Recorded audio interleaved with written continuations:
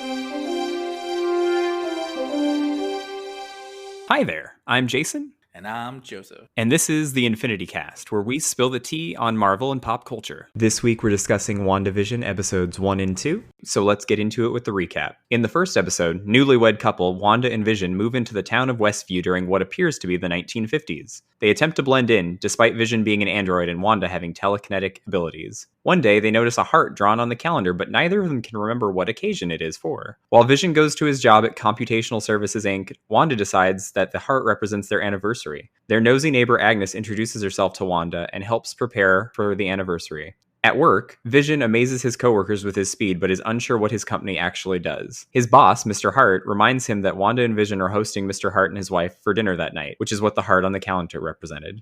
During the commercial break, we get an advertisement for a Stark Industries Toaster Mate Oven 2000. That night, Wanda and Vision struggle to hide their abilities while making a last-minute dinner for the Harts. With the help of Agnes, Wanda manages to put something together while Vision distracts Mr. and Mr. Hart with music. As they sit down to eat, the Harts ask Wanda about their story. When they cannot explain where they came from, Mr. Hart grows furious and begins choking on his food. At this point, the sitcom format briefly subsides and Vision removes the food from Mr. Hart's throat. Things go back to normal, and the Harts thank Wanda and Vision for dinner. As the couple reaffirms their love, the events are revealed to be occurring on the fictional sitcom WandaVision, being watched by someone else on an old-fashioned television set. In episode 2, during what appears to be the 1960s, Wanda and Vision begin to hear strange noises outside their house. The next day, they prepare their magician act for a neighborhood talent show so that their neighbors can get used to them. Vision decides to attend the neighborhood watch meeting with his fellow male neighbors. Wanda sees a toy helicopter in color as soon as he leaves. She is distracted by Agnes, who invites her to a women's gathering hosted by Dottie Jones, the snooty leader of the neighborhood, where she befriends Geraldine. The other men welcome Vision, who accidentally swallows a piece of gum that was offered to him. Wanda speaks with Dottie, during which a radio nearby begins to play a voice calling out to her. Once again, she is distracted as Dottie asks who she is before the radio breaks, and Dottie's glass shatters. She bleeds in color, but the two immediately resume the status quo. During the commercial break, we get an advertisement for a Strucker brand watch with the Hydra logo on it. When Vision arrives at the talent show, he appears to be intoxicated and inadvertently reveals his abilities to the neighborhood. Wanda uses her own abilities to make Vision look like he is doing simple magic tricks and teleports Geraldine in for the last trick. Their performance is well received and they are awarded Comedy Performance of the Year by Dottie. When they return home, Wanda suddenly appears to be pregnant. As she and Vision are about to celebrate, they hear a noise again outside and walk out to find a beekeeper climbing out of the sewers. Disturbed, Wanda rewinds to her pregnancy reveal, and the world around them suddenly becomes in color, leading into a 1970s aesthetic. Yeah, that's the show. The show is a metacognitive sitcom revival. There's a lot of talk that I heard when I had the conversations about the show where they weren't getting it. They're like, is this the show? Is this it? And it's because they lack the visual language of understanding at least these two episodes because it's so far beyond their experiences. I grew up with the Dick Van Dyke Show and Donna Reed, and I used to watch Bewitched on Nick at Night. So I know all this stuff, but I can't, there's people who just don't get it. So for me, this is a treasure trove. This show just on its own merits, like just every single trope that's there is so brilliantly spoken. The dialogue, the chemistry, I'm loving every single moment of it at every single level. From like the mysteries, from the silly wholesomeness of the era, every little tag and reference to the MCU is there, and this show is like perfect. This is like a 10 out of 10 to me. I enjoy this show more than The Mandalorian. Honestly, yeah, no, I would agree with that. I'm glad that you brought up Nick at Night. I was a bit young for Nick at Night, but I grew up on it too. Like I watched it. Like I grew up watching Dick Van Dyke, I Love Lucy, Bewitched, and I do wonder that if maybe you don't have that frame of reference, like you wouldn't appreciate the way this show just actually like goes for it and commits to it. Commits perfectly to it. Like this is the show, this is the era, this is the kind of dialogue, this is the kind of jokes. The jokes are still like tongue-in-cheek MCU jokes. You know, they're talking about flying saucers and Vision's indestructible head. Yeah, I was gonna say a little too soon. Not so indestructible head. But it's like one of the first lines of the show, and already they're like doing references like that and giving teases like that. So I'm just like, every piece of dialogue is like, yes, it's a 1950s or 60s sitcom, but it is Wanda and it is Vision, and they still have their histories and they're still going to reference those things. I have a hard time. Like, I'm not going to sit here and rant like the way I did with Discovery because there's nothing for me to rant about. I'm just looking at the show and watching it and just loving it and getting giggy. It's just I'm pure giddy about it. Even like the first couple seconds of the show in the opening when Vision walks in and then like phases through that ottoman instead of falling like on top of it like Dick Van Dyke, I was like, I get this. I understand this reference. Exactly. And it's like, holy shit, the amount of work and effort that the writing staff had to do in order to make it as an homage and as an in-world joke is beautiful. One of the things that I can't stop watching when I'm watching is those commercial breaks. Someone was talking about like maybe that's Wanda's parents. I'm pretty sure that those two characters are representations of Wanda's parents. And just the content of both of those commercials, they both seem to relate to Wanda's traumas. Yes, both of them are Wanda's trauma. One of them is obviously the Stark bomb. The beep beep beep. I mean, even the woman's look. It was like welcoming, but it was also kind of awkward and a little like terrifying at the same time. That the performance of that woman in that shot alone, like I can't get over it. It hit all the right notes for it being creepy and terrifying, yet still authentic to the time. The wallpaper behind it was covered in diamonds, like Vision's Mind Stone symbol. There was all these references in there. Did you catch the Iron Man repulsor sound when they pushed the toast down? No, I missed that one. That's awesome. Yeah, it is the sound of his repulsor. Yeah, so that's all Iron Man all the way, being traumatized by that as kids. And then the second one, it's Strucker, and the whole room, all the lighting in that one is them in a cell. Her and her brother were in prison when they were being experimented on. They were in those rooms. So that's there. That's a trauma of being created by Strucker. Had the Hail Hydra logo on it and everything. Did you catch how Wanda's Sokovian greeting in the first episode was similar to the way that she mindfucked with Tony Stark in Age of Ultron? No, I did not. I hadn't seen Age of Ultron in a long time, to be honest. She comes up from behind and kind of like... No, I did not pick up on that. Now that I'm remembering the scene, though, it's there. Wow, shit. See, it's things like that. Like, it's just so fucking perfect. All the little things, everything is done with intention. It's really fulfilling as a fan. Yeah, it is. And maybe we're a little starved for MCU content, and this being what it is, we're just like, oh, everything is amazing. But it truly is. Like, for someone who I grew up on television, I love everything from the 50s sitcoms all the way to where we are now. The evolution of the sitcom is not lost on me. And this hits all the points, and I'm so excited to go forward into the future. Something that I thought was interesting is when Vision was at work in the first episode and he's questioning what they actually do at his job. It was interesting. It felt like Vision was maybe like kind of questioning the nature of the reality. There's two things here. One, we're making a nice joke about the fact that everyone in these shows had a job and an office, but we have no idea as an audience what they do. It was always very vague. Yes, very vague. So we're making that joke on the sitcom trope, and the joke is done perfectly. But we're also realizing that Vision is not going to let go when he has a question. Vision is going to keep pushing and pushing, and I'm pretty sure that's going to be what causes a problem. That's always been in the comics, specifically when Vision starts to unravel the realities around him with questions, trying to get to the truth. That's what's going to be. It's going to be a problem, and I think it's going to make a problem for Wanda, because if Wanda's responsible for all this, if Wanda is going through the motions and making all this reality, she wants Vision to just accept. And she said it like, let's just all blend in and do this.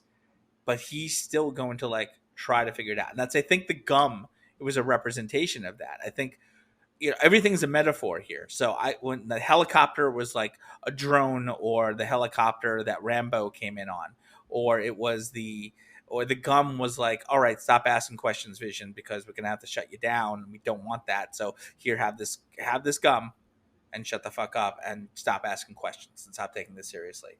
Like, I think this was all very intentional. And yes, they work within the tropes and it's hilarious, but there's things happening underneath the scenes, just like the end credits, just like all the canyons of RGB that exist between the frames that create the actual visual of the television. All this stuff is happening underneath. And I think that's what makes the show so unique. Something that popped up in both episodes, and something that I believe is definitely something that we should be taking note of. Children. Yes, well, the whole second episode, Agnes was like, "Oh, talking about the children and the schools," and Wanda was like, "Oh, don't get ahead of yourself." She didn't have an interest in having kids at that moment in time. Right. Going back even to the first episode, things started going off the rails. Well, I mean, the entire dinner, hilarious, off the rails. But things started going off the rails as far as like this illusion breaking down when they were starting to ask about Wanda and Vision's story. And one of the questions that Mrs. Hart asked was, why don't you guys have children? And then Arthur started like questioning the reality. He started really like, damn it, why? Tell us. Like, where did you come from? Why are you here?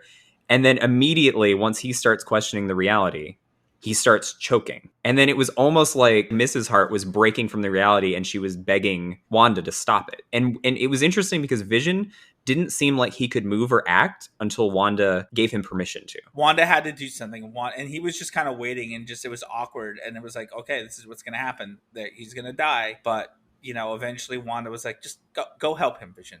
And he's like, yes, okay. And that's it. That she still has to call the shots, and it confuses me because like the way they're phrasing in the radio transmission, like, who's doing this to you, Wanda? Who's doing this to you? But I feel like if she's being manipulated in a way to make it's still all of her choices, and I know from the comic books, like, she gets a little crazy.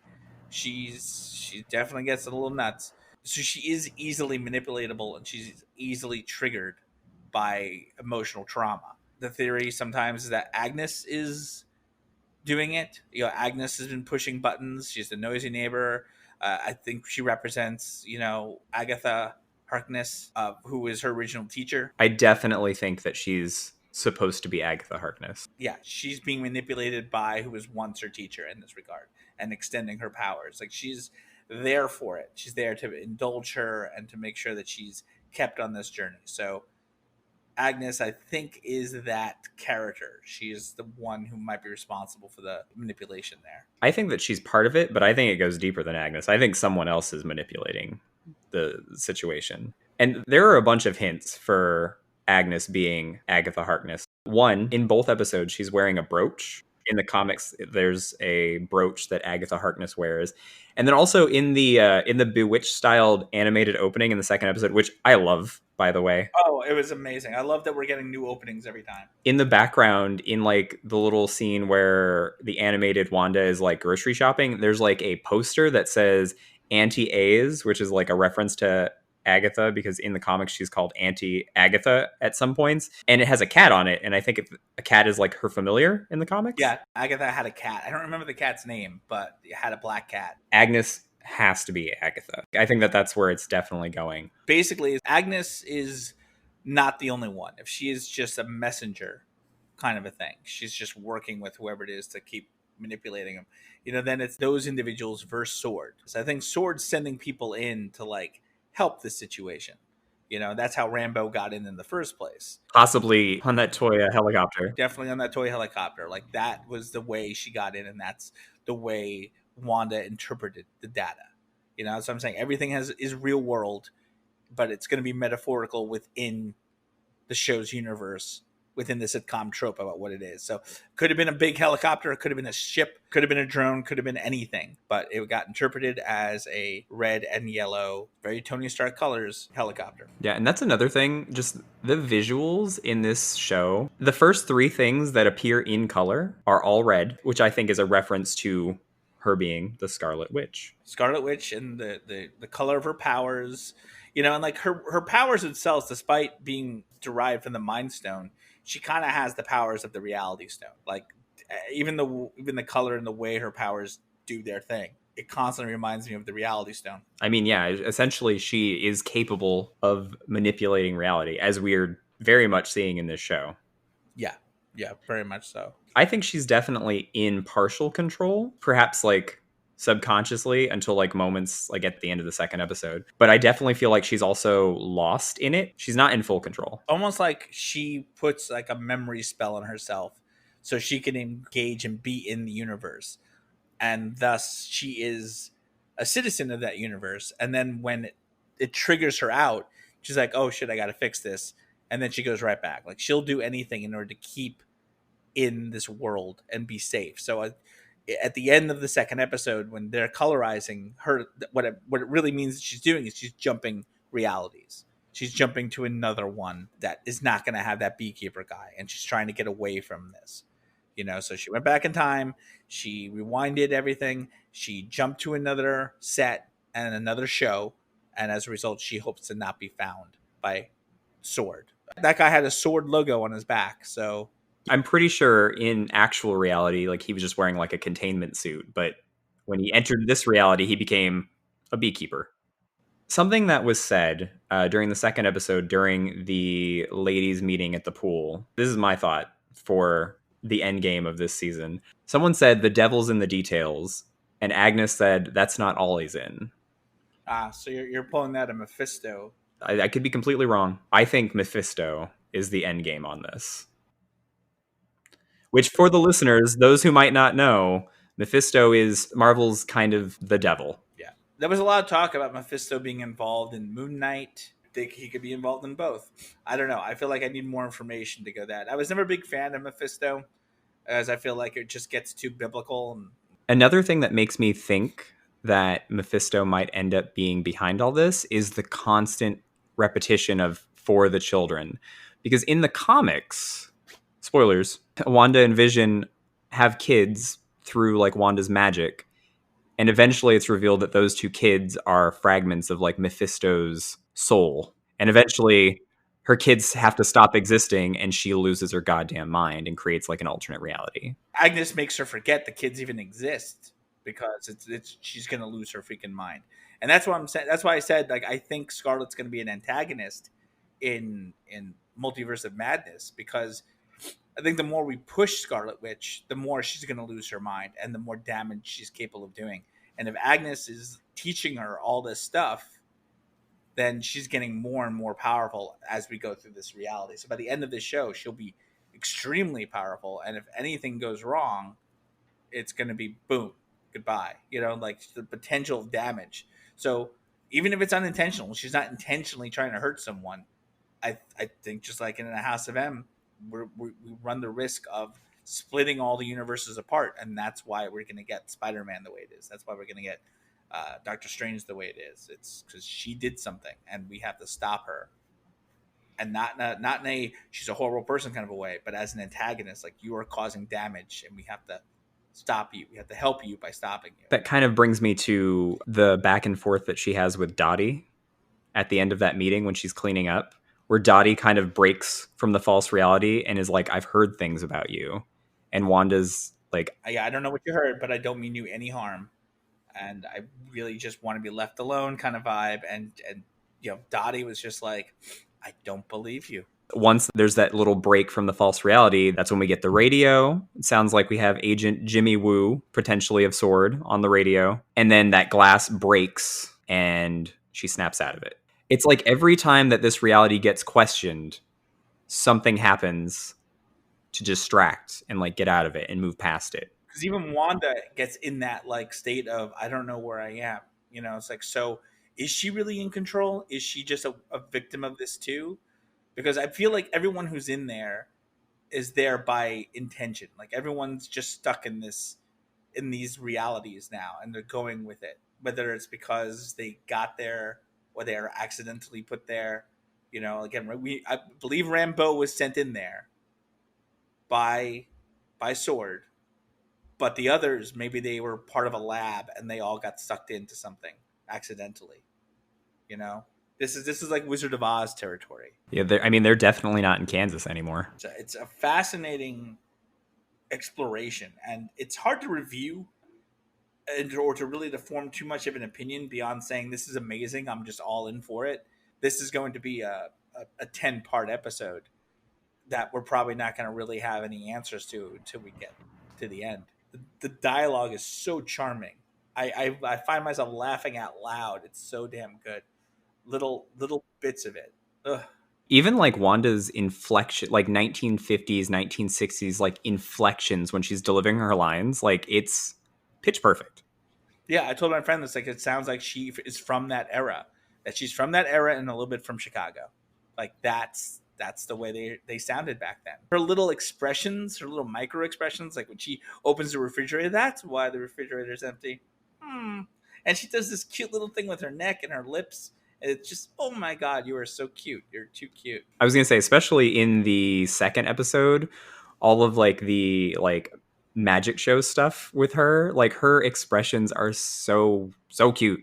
Yeah, when Vision's basically drunk and like closes the doors of the disappearing cabinet, and then looks over to her. I was like, "What's wrong? Why isn't this working?" And she's just kind of like, "Hi, what's up?" It's just so cute. Let's talk about Gum Drunk Vision, because that is the best part of both of these episodes, I think. Yeah, Gum Drunk Vision was amazing, and even he acknowledged it after when he tried to make a joke. He's like, "Oh, just gumming up the works. It's just not fun unless I'm on it, isn't it?" Flourish. Oh, so good. Like so many good just quotes and lines from that section, like where Vision says humans are easily fooled due to their limited understanding of the universe. I was just like, yep, that's true. Yeah, that's true. And everyone's just watching as they insult him. It's like, oh, all you ignorant faces are all astonished. Oh God. That was my grandmother's piano.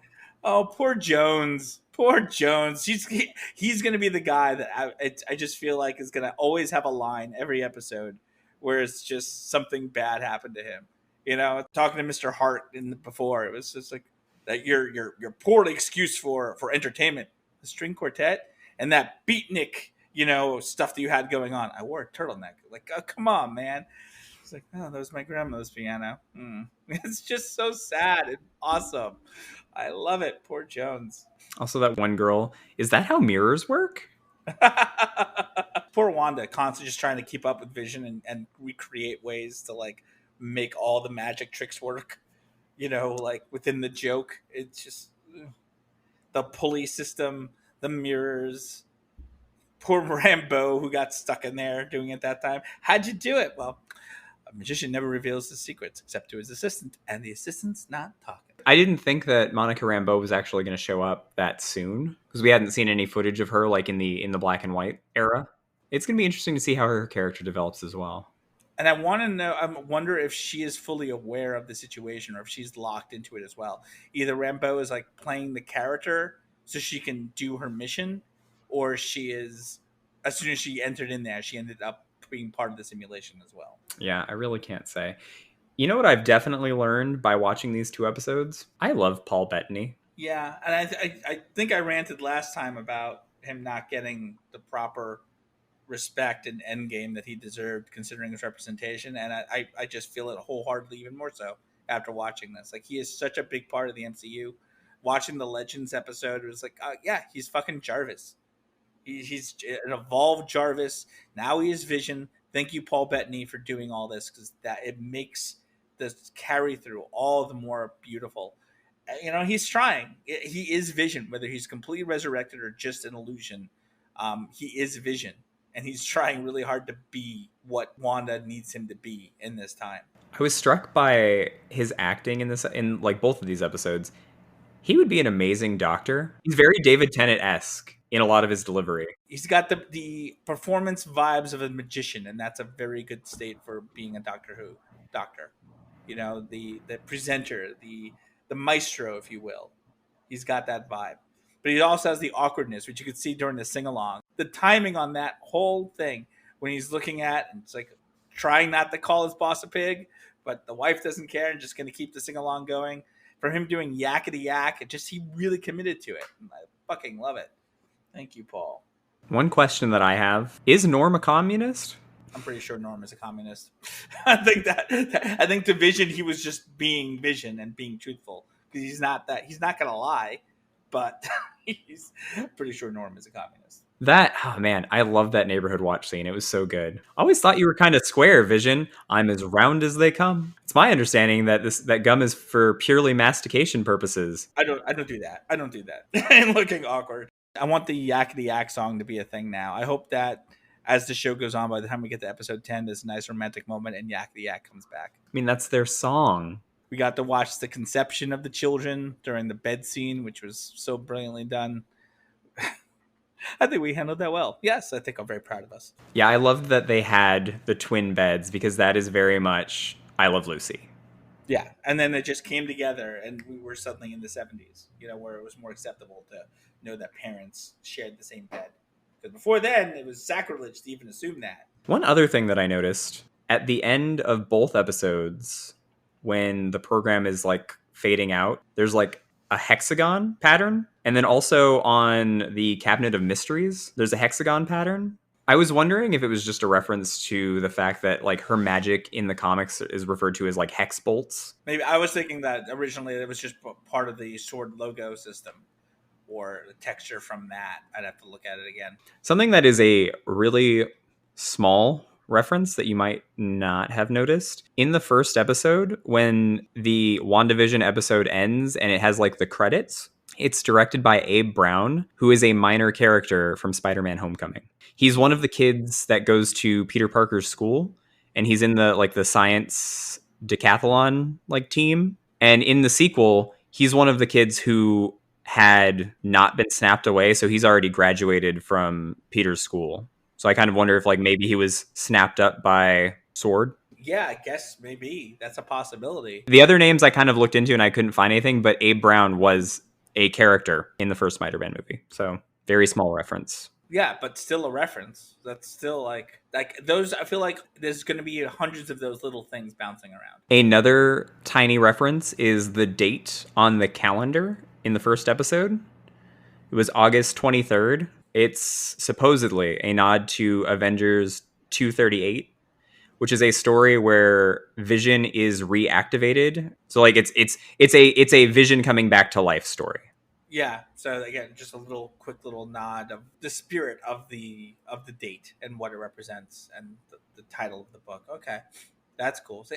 God, there's so many. There's so many of these little tiny nods in it. It's so compacted. Yeah, another very tiny nod is in the first episode. The tie that Vision's wearing is very similar to a tie that he wears in the Tom King run of Vision, where he builds his own family. Like, I know that story very well. I love that. I love that trade so much. I haven't read it, but I have a feeling that like we're gonna get bits and pieces of it. Yeah, I cried during the end of that. That was intense shit. There is another subtle reference that is like literally like blink and you miss it in the animated opening scene in the second episode.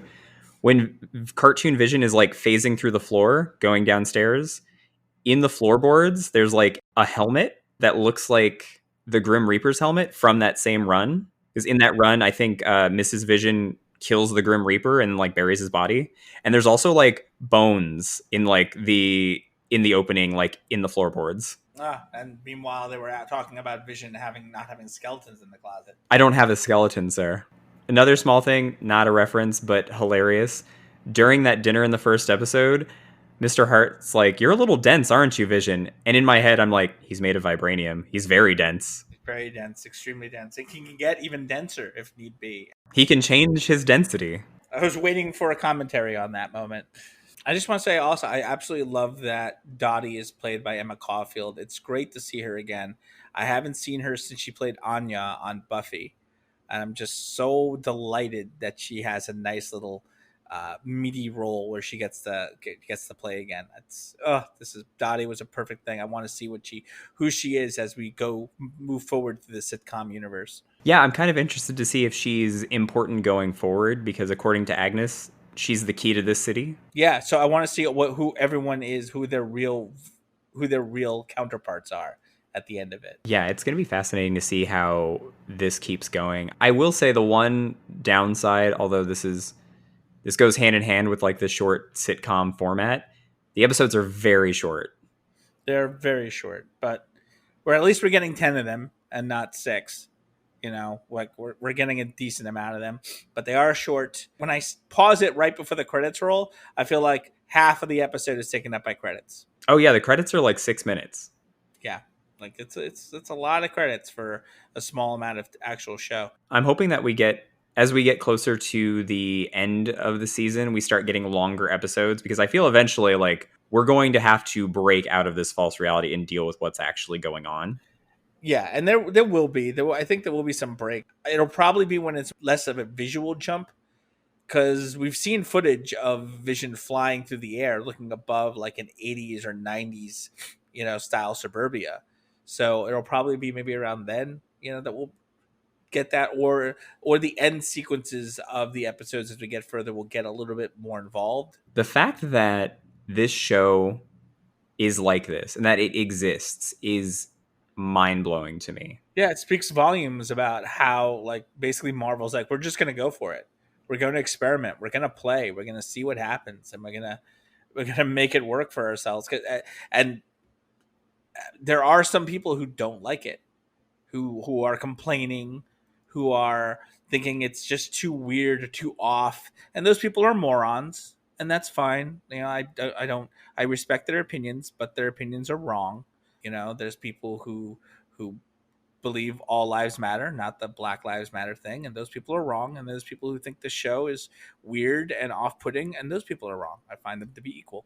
But we get what we have here is so unique and so fun. And yes, you have to have the language, you have to have the education, you have to understand it in a way that is connected to all the stuff we got in the past, and to fully appreciate it. I get that, and not everyone has that.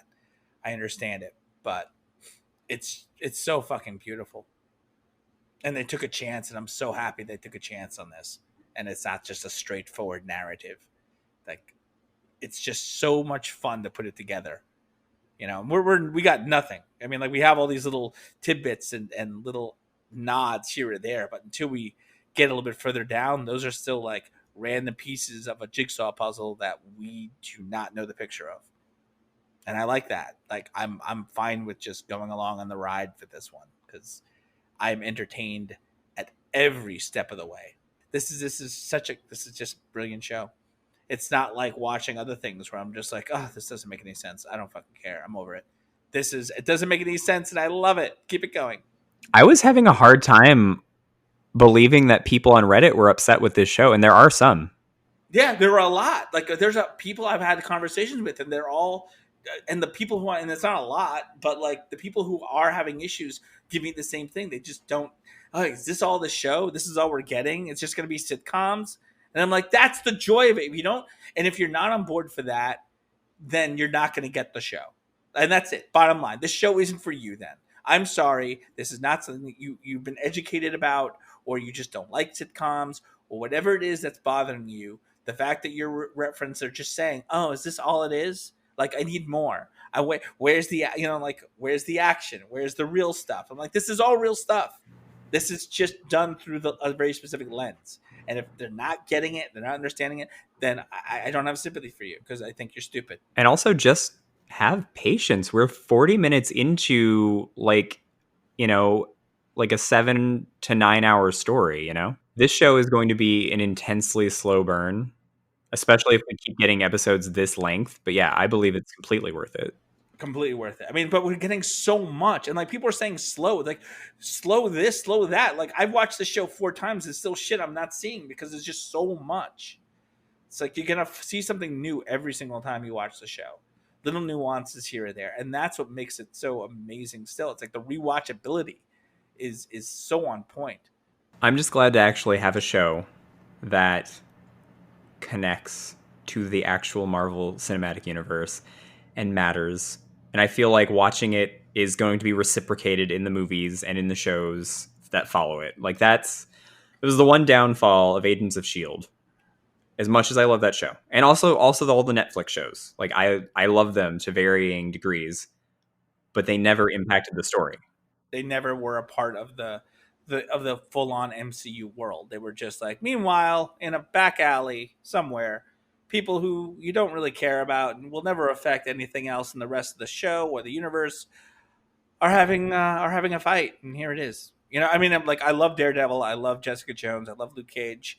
We talk about Iron Fist, and they were good shows in their own right, but you didn't feel like they belonged in the MCU completely. It was just not.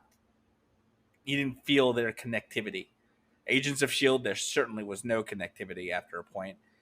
But this, I feel it tooth and nail. This is part of the MCU. And I think that's the point moving forward. That's what they're going for. But when you were saying, like, oh, the Netflix shows, and they didn't matter. I'm just like, there are dragon bones under New York, and no one talks about it.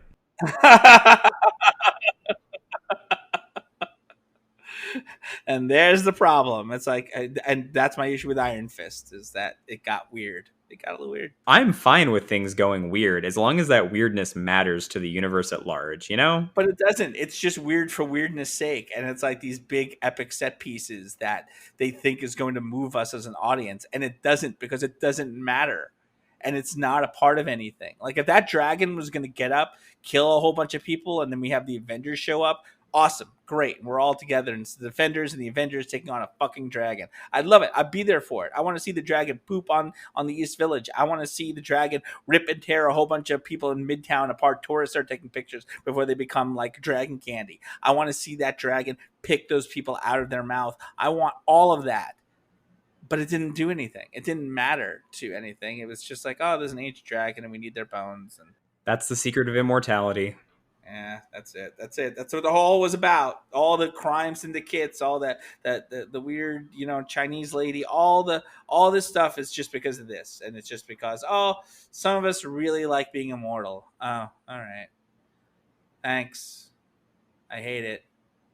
Bye. It's Defenders was a big disappointment because it was relying so much on Iron Fist mythology, which I loathe, especially in that first season. Iron Fist became a real show because of Colleen. Iron Fist became a real show in this last episode, in the last 5 minutes of the second season, when you got the Iron Fist you wanted, which was just everybody being these badass superheroes running around the world, getting involved in espionage or Bond secret mission kind of things. Like that's the tease for what season 3 might have been is all the Iron Fist that I want. Like that's it. That's what we needed. That's what we deserved, and we did not get. I just want Danny Rand to have a cameo in Shang-Chi where he just gets owned.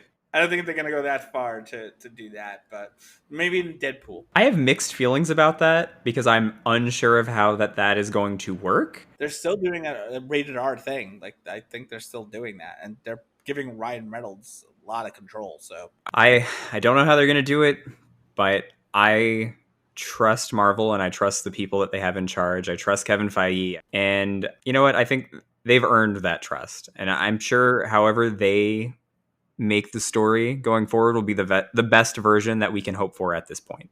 It's a very exciting time to be a Marvel fan. Nothing that DC is doing yet even comes close. The drought is officially over, Joseph. The drought is over. The rains have come, and we are here for it. All right, so make sure to like, subscribe, and please tell your friends. You can follow us on Instagram and Twitter at Infini-TEA, spelled Infinite A Cast. And you can email us at infinitycast@gmail.com. Until next time, I'm Jason. And I'm Joseph. And we'll see you guys next week. How do you reference a magical dragon in a television show multiple times and never show the damn dragon?